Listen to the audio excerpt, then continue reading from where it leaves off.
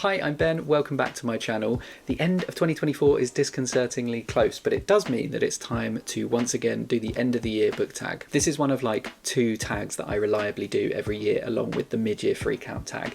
And I do them because I think they're just quite a nice chance to reflect, to think with some intention about how we want to use the remaining months of the year. And I just quite like the questions that they ask and what they make me think about. This tag was started by Ariel Bissett and there are only 6 questions in there. So without any further ado, let's get into them. The first question is, are there any books you've started this year that you need to finish? Now, I am a self-confessed monogamous reader. One boy, one book. Actually, that's not entirely true. Sometimes I will read a physical book and read an audiobook at the same time. But if I try to read anything more than that at the same time, I just get a bit confused and the plots might get all mixed up in my head and I can't remember what's what. What that means though is that I do not have any books that I have started and not yet finished other than my current read, which I am going to talk about in relation to one of the other questions, so I will hold fire on telling you what that is just yet. One thing I do need to finish though is a little bit of an accidental reading project, because when the National Book Awards announced its fiction shortlist, it turned out I'd already read 3 of the 5 books. One of the other 2 was the only book from the long list that had been available from my local library, and so I already had a copy of that at home and I have read it. That was Ghost Routes by Pemi Aguda, which meant the final book for me to read was All Fours by Miranda July. And as luck would have it, my complete lack of self-control means that I already have a copy. So I would consider this a book that I need to finish before the end of the year, and ideally before the winner of the National Book Award for fiction is announced, I think on the 20th of November. I am considering whether I should do like a review and ranking of all of the shortlisted books before then, if I can fit it in. If you would be interested in that, do let me know.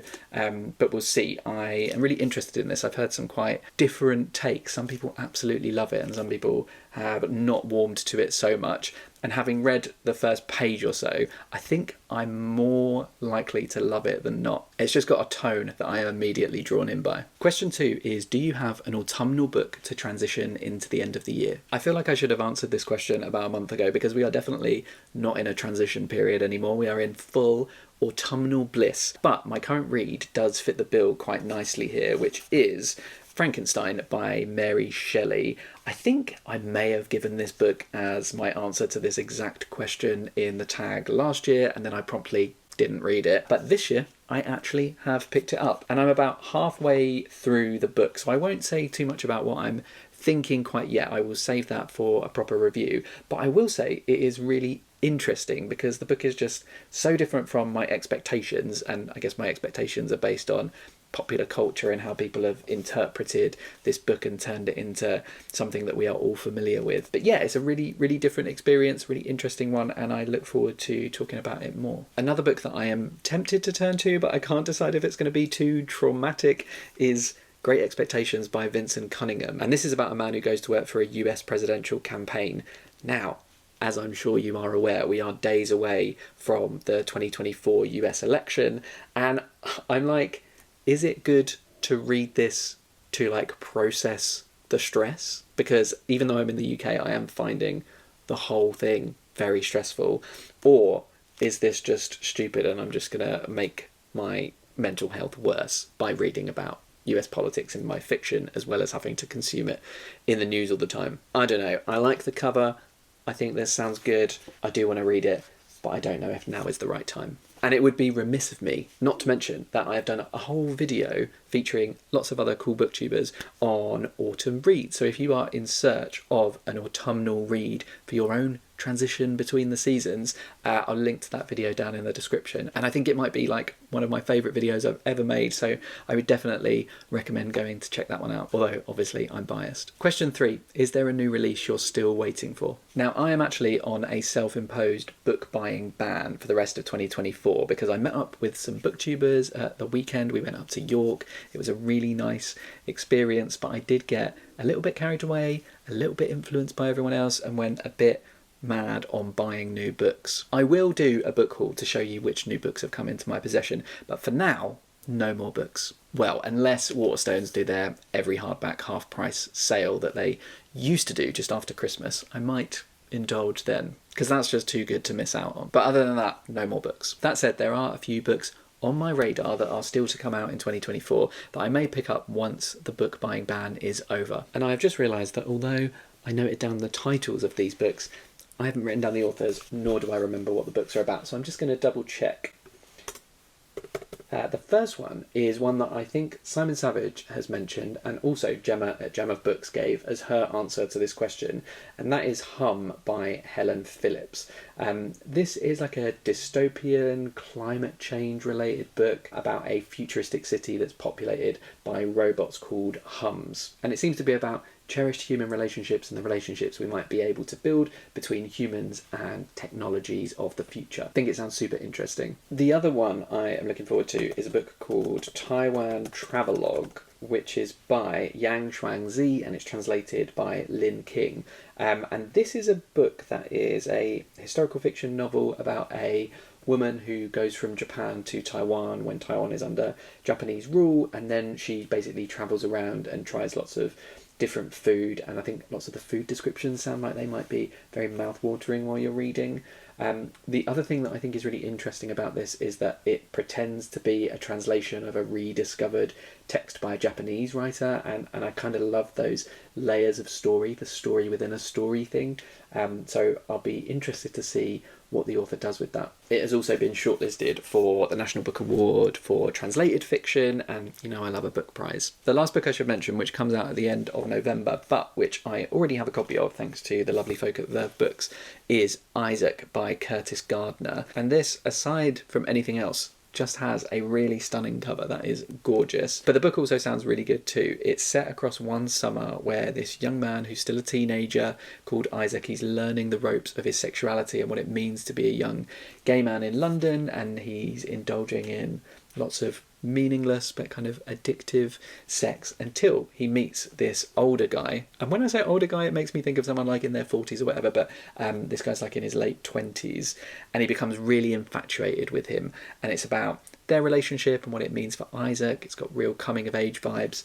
I think it sounds really, really good. Question 4 is, what are 3 books that you need to read by the end of the year?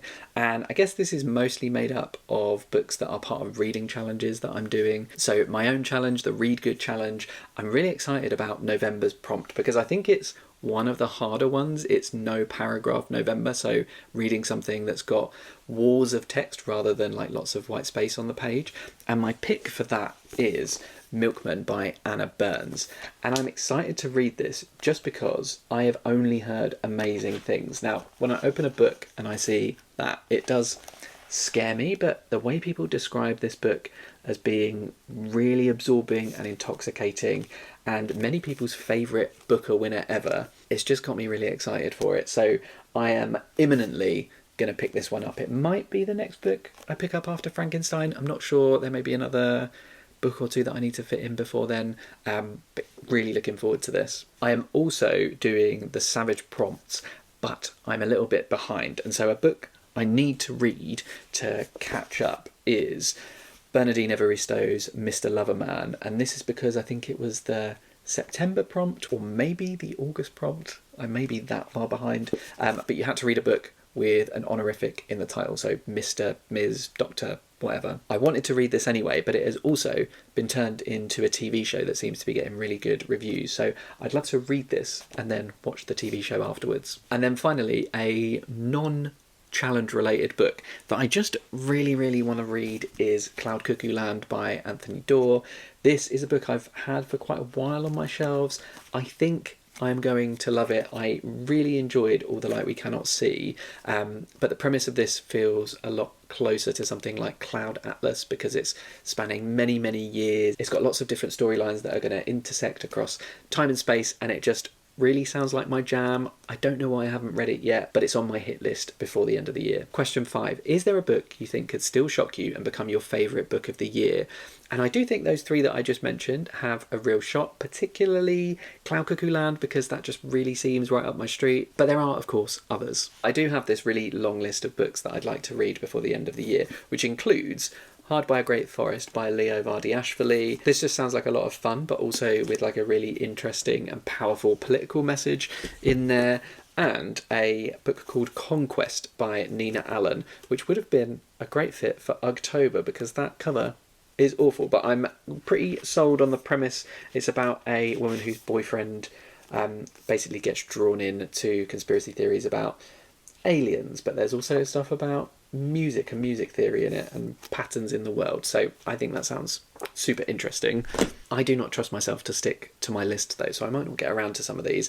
I tend to find reading from a list a little bit constraining and dull and boring, which may sound like crazy talk for someone who consistently likes to read along with prize lists. But I think prize lists are different because there's like a discourse and there's lots of people talking about the books and reading them all at the same time. It feels like you're in part of a big book club. But when I just like have written something down in, I don't know, my phone's notes and then I'm stuck reading those books in that order, that to me is kind of boring. But yeah, I don't know, maybe I just need to shop my shelves a little bit more. I think there's something magical about looking through your bookshelves and then picking a book up, reading the first page and being absolutely grabbed by it, and then before you know it that could become a favourite read. I think that's the sort of book that could surprise me and become my favourite read of the year, probably not one that I've like already stacked up on my bedside table. Finally, question 6 is, have you already started making reading plans for next year? And the short answer to that is absolutely yes. So first things first, I have loved doing the Read Good Challenge this year. It's been so fun to see so many people taking part, like way more than I could have hoped for or expected. And so it is going to be back in 2025. I am already starting to think about how I might tweak the prompts or change them. And actually, I would love some input from anyone who has been participating. So look out for a survey about that, which I'll post at some point, probably in December, so that everyone can have a chance to read their December prompt before reflecting on the whole challenge. I almost certainly will read along with the Booker Prize again next year, but I'm sad to say that I don't think I'll be reading or attempting to read the Women's Prize long list. I would normally love to read along with it, but they announced the dates for next year's prize and the gap between the long list announcement and the short list announcement is like just under or just about 4 weeks, which is almost no time at all to read 16 books. So I don't even think I will try. I will probably read a couple that like really stand out to me and then may read the entire shortlist, but it just feels like too much of a Sisyphean task to try and give the long list a full read. My other reflection, which is kind of connected a little bit to that, is that I want to slow down and I want to read fewer new releases.